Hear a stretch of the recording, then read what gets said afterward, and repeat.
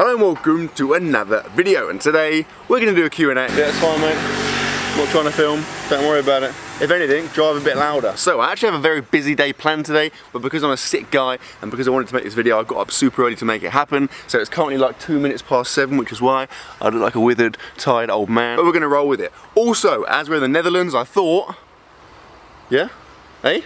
So if like me, like nothing more than waking up to a nice big windmill flapping in your face, then give this video a like and let's go. What? Windmill? What do you mean? Yeah, cool, of course I do. What do you mean, do I know what a windmill is?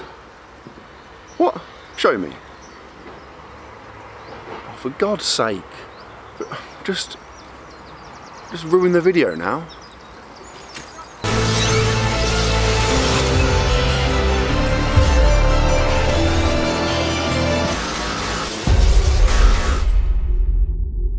Okay, we're in, game on. So, usual things apply. I put a post on my Instagram yesterday, I think it was, saying I was going to do a Q&A, saying hit me with some questions. I got freaking loads. I think I got like 200-300 or something crazy like that. So what I'm going to do is what I always do, I'll set a timer, I'll go through and pick them out at random. I haven't looked at the questions yet because I find it more fun just getting like my reaction to seeing them for the first time. Also, quick note, if you have no idea what I'm talking about, that means you're not following me on Instagram, in which case go and do it now, at Mattdoesfitness. Oh, and last point to note, I'm not a very nice person, so if you made a glaring spelling or grammatical error, particularly if you've tried to insult me, chances are I'm probably going to highlight it. Stood right next to a train track and a really busy cycle path, so cool. Totally worth it for the windmill shot though, right? Right, timer is going on now. I'm going to scroll through the questions randomly. So if you think it's unfair that I didn't pick a question, life's not fair. Unlucky. First question, Greg.Wish. That isn't a name, that's just a combination of letters. Have you noticed a reduction in definition during your bulk? Yes, like I have. I don't think it's been that bad. Like I'm definitely, of course, as you would expect in a bulk, like I'm not magic. Like I'm not as lean as I was at the start of the bulk or in my cut.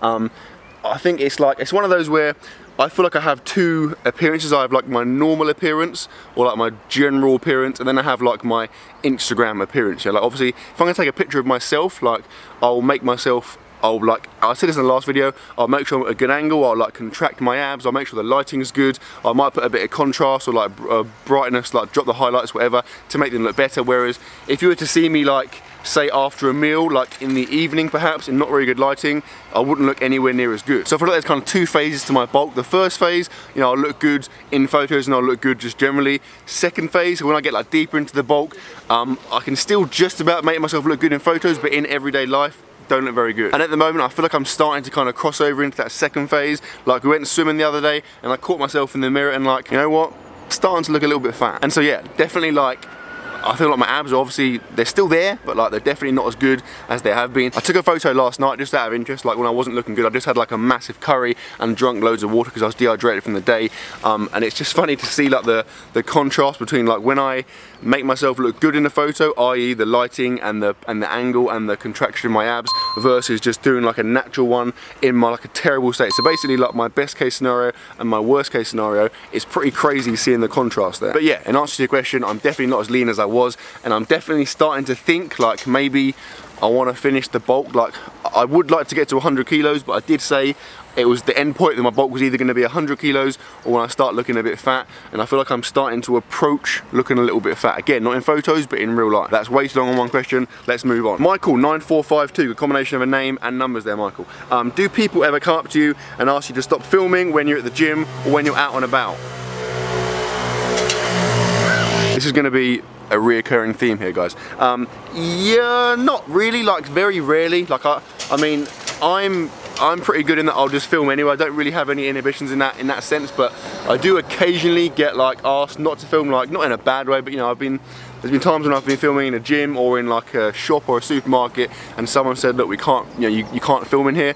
And I mean, it's annoying, but I understand, you know, people don't want someone walking around with a camera. Plus, I think a lot of like shops in particular will have like policies where you can't do that. So it isn't the person asking you to stop it that's being a goon, it's just the fact that the shop, you know, you're not allowed to do it. K-Wright34, what are your top 3 exercises to work your biceps? Good question, K-Wright. I'm gonna say, instead of saying like best exercises, I'm gonna say like best exercise areas, right? That sounds weird. Basically, when you're working your biceps, you want to set your upper arm in 3 different positions. So basically, you want to do arm curls with your arms out in front of you, you want to do arm curls with your arms by your sides, and you want to do arm curls with your arms behind you, okay? So an example of those would be like standing easy bar curls for by your sides. You could do like cable curls like this or like this with your arms out in front of you, and then you could do like incline bench curls with your arms down behind you. If you do that, you're covering all of your bases and you're going to get better results in terms of bicep growth. Lutty _ what is your cardio regime? Lutty, rather than explain that, I'm going to show you my cardio regime right now.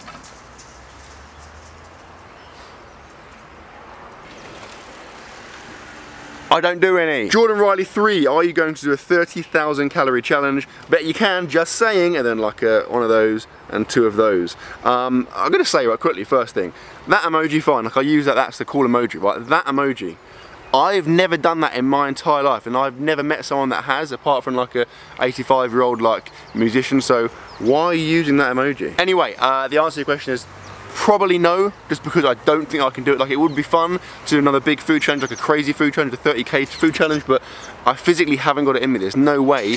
I mean, 25,000 calories genuinely almost killed me, so 30,000 calories, there's no way I could do it. But with that said, I have promised you a food challenge, and I promise you there is one coming soon, so keep your eyes peeled for that. Agur Mopul, what the hell is that name? Are you a hard gainer?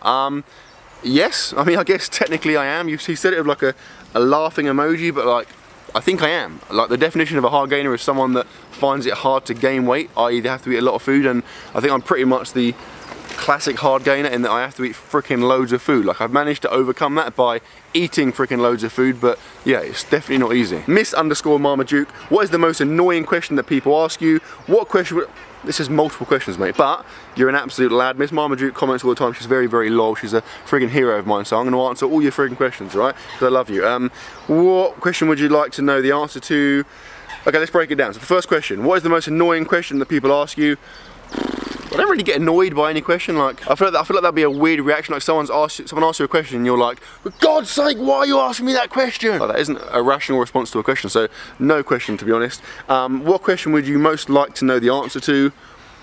Are these trains ever going to stop going past during the course of this video? And when will Sayers have her own sick YouTube channel? As much as I would love that to happen, I'm going to say pretty categorically, never. Zavi Brown, hashtag Team MDF, absolute lad.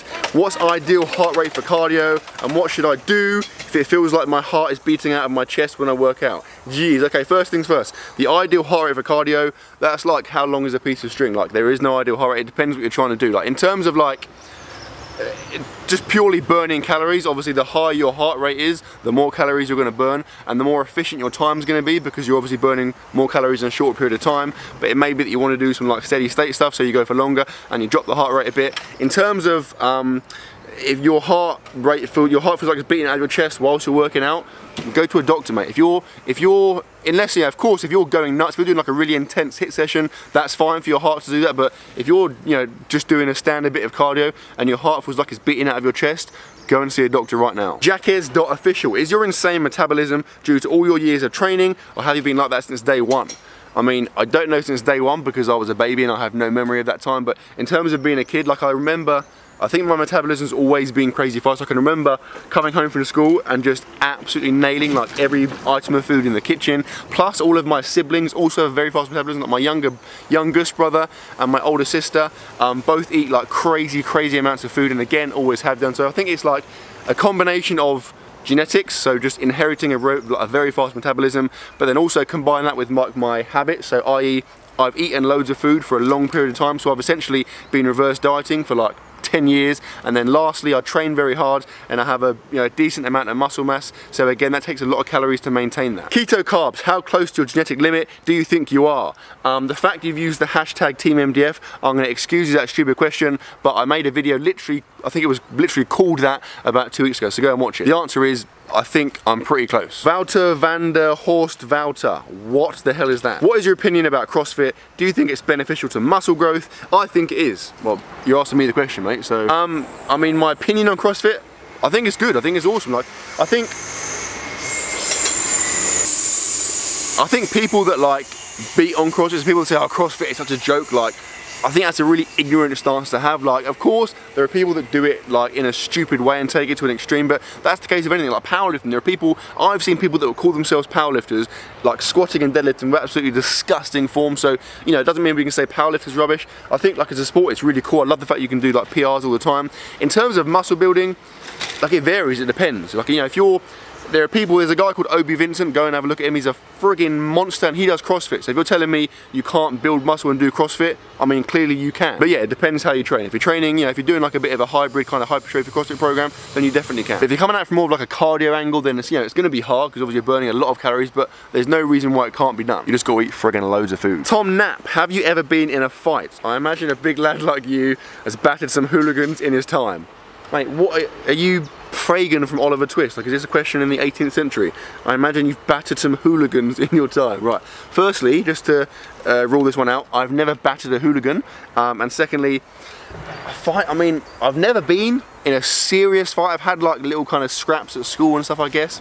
But yeah, never like a serious fight, just because, you know, the opportunity's never arisen. I've never gone out seeking a fight. No one's ever, I mean, there's been times when I was a little bit younger and I'd go out drinking, and like when I get drunk, I'm like an exaggerated version of myself, so just even more of a goon. And so there's been times when I've like done stupid stuff and like wound people up, but I've always managed to like evade, you know, real kind of intense fight-based action. Ollie_Rutherford, again, hashtag Team MDF. Ollie, you're a lad.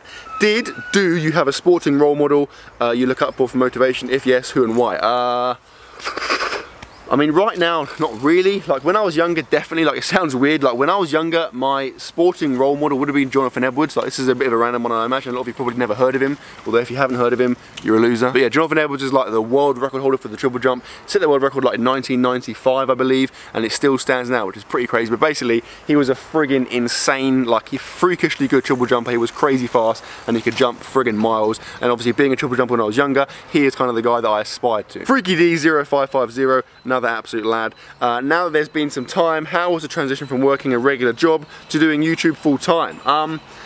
Good, been really good. Like, I keep saying this to people, like it's awesome. Like, I mean, firstly, just, you know, from a practical standpoint, it's just good having, you know, more time to do YouTube, and also having more time to be at home, like with Luca and stuff. Also, like from a psychological standpoint, like when I was working at school, it was really hard trying to divide my attention between the two things. So I'd have to kind of flick my brain from like school mode to YouTube mode. Now I can just kind of remain in YouTube mode, like, you know, for the majority of the time, and it makes things a lot easier to manage. Matt Folkers 52, best supporting exercises to build a bigger bench. So this one depends. Like, first thing I'm going to say is I think people focus on the accessories way too much. Like, I've met people that are bench pressing once a week and that are desperately trying to find the best accessories for their bench press. Like, if you want to get better at bench press, do more bench press. I can't stress that enough. There is nothing in the world is as good at improving your bench press as just doing bench press. So my first port of call would be just do more bench press. Now, if you're already benching like maybe 3, maybe even 4 times a week, and you're still in a plateau, then maybe at that point you can start looking at accessories to do. I mean, if we're looking at accessories in terms of, you know, specifically for bench, then I would just do bench accessories. So stuff like